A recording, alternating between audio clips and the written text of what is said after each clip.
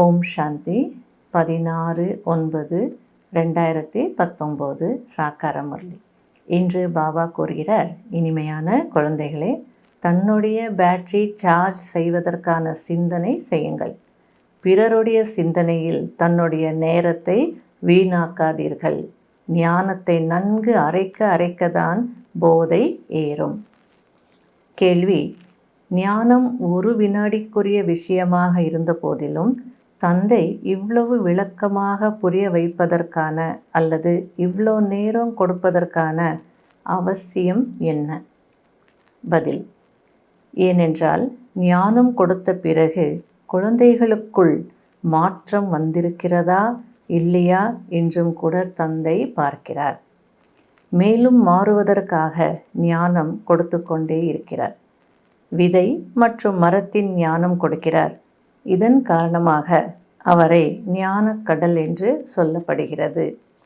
ஒருவேளை ஒரு வினாடிக்கான மந்திரத்தை கொடுத்துவிட்டு சென்று விட்டால் ஞானக்கடல் என்ற டைட்டில் கிடைக்காது அப்படின்றார் பாபா. அடுத்தது முரளியில் பாபா கூறுகிறார், ஆன்மீக தந்தை அமர்ந்து ஆன்மீக குழந்தைகளுக்கு புரிய வைக்கிறார். பக்தி மார்க்கத்திலும் பரம்பிதா பரமாத்மா சிவனை இங்கு பூஜை செய்கிறார்கள். சிவலிங்கத்தை வைத்து பூஜை செய்கிறார்கள்.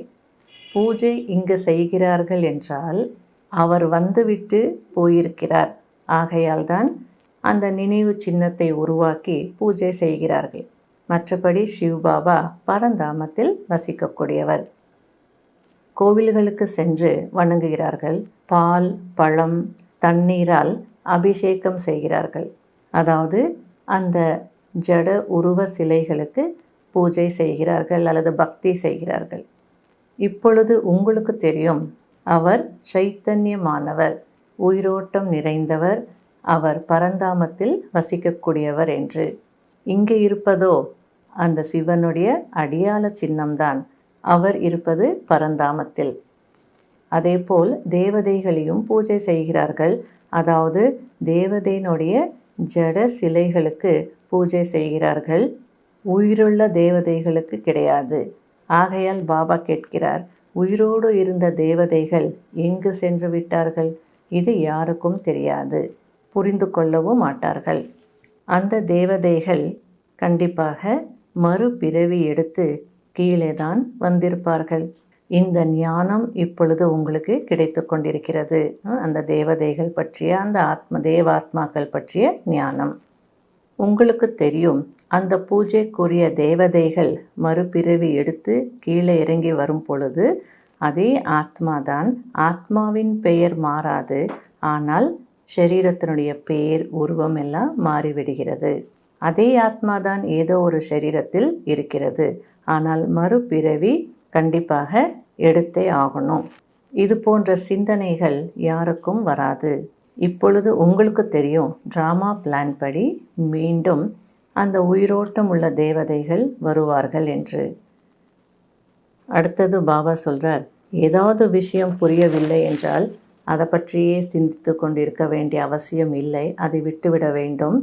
நேரத்தை அந்த விஷயங்களில் வேஸ்ட் செய்யக்கூடாது. தன்னுடைய முன்னேற்றத்திற்காக பேட்டரி சார்ஜ் செய்து கொள்ள வேண்டும். தன்னுடைய சிந்தனையில் இருக்க வேண்டும். நாம் பாபாவை நினைக்க வேண்டும். சதோ பிரதானமாக மாற வேண்டும். பேட்டரி சார்ஜ் செய்து கொள்ள வேண்டும் என்று தன்னுடைய முன்னேற்றத்தை பற்றி சிந்திக்க வேண்டும் அப்படின்றார் பாபா. பாபா கூறுகிறார், எப்பொழுது நீங்கள் சத்தோ பிரதானமாக இருந்தீர்களோ அப்பொழுது உயர்ந்த பதவி உங்களுக்கு இருந்தது. ஆகையால் இப்பொழுது மீண்டும் முயற்சி செய்யுங்கள். என்னை நினைவு செய்யுங்கள். அப்போது விக்கர்மங்கள் அல்லது பாவ கர்மங்கள் அழிந்துவிடும். இதுதான் உங்களுடைய குறிக்கோள். இந்த சிந்தனை செய்து கொண்டே இருந்தால் சத்தோ பிரதானமாக மாறிவிடுவீர்கள். பாபா ஹையஸ்ட் முயற்சி செய்ய வைக்கிறார். மிக உயர்ந்த முயற்சி. தன்னை ஆத்மா என்று நிச்சயம் செய்யுங்கள். இப்படி பாபா சொன்னால் ஒரு சிலர் நான் ஆத்மா, உங்களுடைய குழந்தை, கடிதம் எழுதி கொண்டிருக்கிறேன் அப்படின்னு எழுதிடுவாங்க. அதுக்கு பாபா சொல்கிறார், அப்படி எழுதக்கூடாது. நான் ஆத்மாதான், ஆனால் ஆத்மாவாகிய என்னுடைய சரீரத்தின் பெயர் என்று தான் எழுதணும். அந்த பெயரும் எழுதணுன்றார் பாபா. இல்லை என்றால் காரியங்கள் எப்படி நடக்கும் அப்படின்றார் பாபா கேட்குறார். அடுத்தது பாபா கூறுகிறார், நான் இவருக்குள் இப்பொழுது பிரவேசம் செய்திருக்கிறேன். பிறகு நான் என்னுடைய வீட்டிற்கு சென்று விடுவேன். குழந்தைகளுக்கு மந்திரம் கொடுப்பதற்காக தான் நான் வந்திருக்கிறேன். அதற்காக மந்திரத்தை கொடுத்துவிட்டு உடனே சென்று விட மாட்டேன். இங்கு இருந்து கொண்டே குழந்தைகளுக்குள்ளே மாற்றம் வந்திருக்கிறதா இல்லையா என்று பார்க்க வேண்டியதாகவும் இருக்கிறது. மாற்றம் வரவில்லை என்றால் மேலும் ஞானம் கொடுக்க வேண்டியதாக இருக்கும் தானே அப்படின்றார்.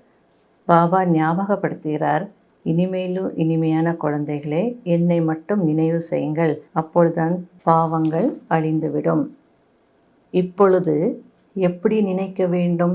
பரந்தாமத்தில் நினைக்க வேண்டுமா? இல்லை அப்படின்றார் பாபா. இப்பொழுது பாபா இந்த ரதத்தில் அமர்ந்திருக்கிறார். இந்த பாக்யசாலி ரதத்தில் இருக்கிறார், வந்திருக்கிறார். ஆகையால் இங்கேயும் பாபாவை நினைக்க முடியும்.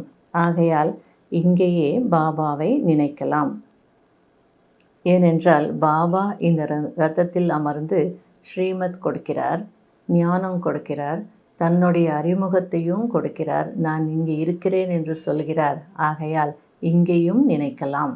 ஆனால் அதே நேரத்தில் இந்த பிரம்மாவை நினைக்க கூடாது. பாபா சொல்கிறார், என்னை மட்டும் நினைவு செய்யுங்கள்.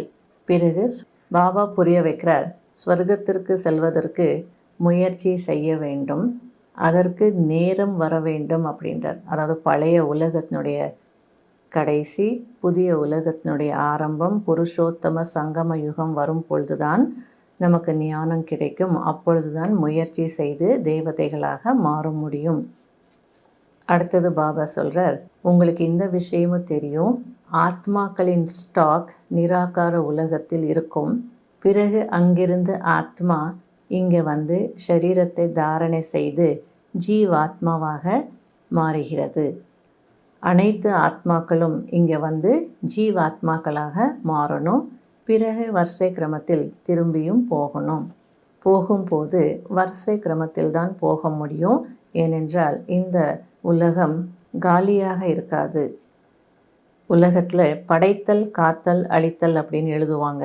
ஆனால் பாபா நமக்கு சொல்கிறார், பிரம்மா மூலமாக படைத்தல், சங்கர் மூலமாக அழித்தல், விஷ்ணு மூலமாக காத்தல் என்று எழுதணும் அப்படின்னு. நான் சிவபாபா இவர்கள் மூலமாக, திரிமூர்த்திகள் மூலமாக செய்ய வைக்கிறார் அப்படின்றது புரிய வைக்கணுன்றார். குழந்தைகளாகிய உங்களுக்கு தெரியும், அது நிராகார உலகம், இது சாக்கார உலகம். உலகம் ஒன்றுதான். அதே உலகம் ராமராஜ்யமாக மாறுகிறது, பிறகு ராவண ராஜ்யமாகவும் மாறுகிறது. மற்றபடி சூக்ஷ்ம வதனத்தில் காட்சிகள் கிடைக்கும். அதாவது பாபா சொல்கிறார், சூக்ஷ்ம வதனத்தினுடைய பார்ட்டு பெருசாக எதுவும் இல்லை. ஆனால் பக்தி மார்க்கத்தில் அந்த படத்தில் 3 உலகங்கள் அப்படின்னு சொல்லும் போது காட்டியிருக்கிறதுனால இங்கேயும் பாபா படத்தில் காட்டியிருக்கிறார். ஆனால் நமக்கு அந்த சூக்ஷ்ம வதனம் என்ன என்றால் ஃபரிஷ்தாவாக மாறணும். அதற்காக அங்கே பாபா சூக்ஷ்ம லோகத்தை காட்டியிருக்கிறார் அந்த 3 உலக படத்தில்.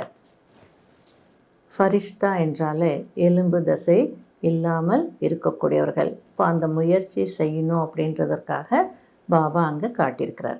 மற்றபடி சங்கரர் 3வது கண் திறந்த உடனேயே உலகம் அழிந்து விட்டது அப்படின்னு காட்டியிருக்காங்க. பாபா கேட்குற, தேவதைகள் அந்த வன்முறை செயல்களில் ஈடுபடுவார்களா என்ன? மற்றபடி இந்த விஷயங்கள் எல்லாம் புரிந்து கொள்வதற்கு கூட டைம் எடுத்துக்கொள்ளும். பாபா சொல்கிறார், நான் யாராக இருக்கிறேனோ, எப்படி இருக்கிறேனோ, கோடியில் சிலர் தான் என்னை புரிந்து கொள்ள முடியும் அப்படின்றார். கடைபிடிக்க வேண்டிய முக்கியமான சாராம்சம். முதல் பாயிண்ட், எந்த ஒரு விஷயத்தை பற்றி சிந்திப்பதிலும் தன்னுடைய நேரத்தை இழக்கக்கூடாது. தன்னுடைய போதையில் இருக்க வேண்டும். தன்னை பற்றிய சிந்தனை செய்து ஆத்மாவை சத்தோ பிரதானமாக மாற்ற வேண்டும். 2வது பாயிண்ட், நரனில் இருந்து நாராயணன் ஆகுவதற்காக கடைசி காலத்தில் ஒரு பாபாவின் நினைவு மட்டும்தான் இருக்க வேண்டும். இந்த உயர்ந்த யுக்தியை எதிரில் வைத்து நான் ஆத்மா என்ற முயற்சி செய்ய வேண்டும். இந்த சரீரத்தை மறந்துவிட வேண்டும். வரதானம், தேக உணர்வில் இருந்து விடுபட்டு பரமாத்மாவின் அன்பை அனுபவம் செய்யக்கூடிய தாமரை மலர் ஆசனத்தில் அமர்ந்திருப்பவர் ஆகுங்கள். தாமரை மலர் ஆசனம் பிராமண ஆத்மாக்களின் உயர்ந்த நிலையின் அடையாளம். இதுபோல தாமரை மலர் ஆசனத்தில் அமர்ந்திருக்கக்கூடிய ஆத்மாக்கள் இந்த தேக உணர்விலிருந்து தானாகவே விடுபட்டு இருப்பார்கள். அவர்களை ஷரீர உணர்வு தன் பக்கம் கவர்ந்து இழுக்காது. எவ்வாறு பிரம்மா பாபாவிற்கு போகும் போதும் வரும் போதும் ஃபரிஷ்தா ஸ்வரூபம் அல்லது தேவதா ஸ்வரூபம் சதா நினைவில் இருந்தது, அதுபோல நேச்சுரல் ஆத்ம அபிமானி நிலை எப்பொழுதுமே இருக்க வேண்டும். இதற்கு தான் தேக உணர்விலிருந்து விடுபட்ட நிலை என்று சொல்லப்படுகிறது. இதுபோல தேக உணர்விலிருந்து விடுபட்டு இருக்கக்கூடியவர்கள்தான் பரமாத்மாவின் அன்பிற்குரியவர் ஆகிவிடுகிறார்கள். ஸ்லோகன்: உங்களுடைய விசேஷ தன்மைகள் மற்றும் குணங்கள் பிரபுவின் பிரசாதம். அவற்றை தன்னுடையது என்று நினைப்பது கூட தேக அபிமானம். ஓம் சாந்தி.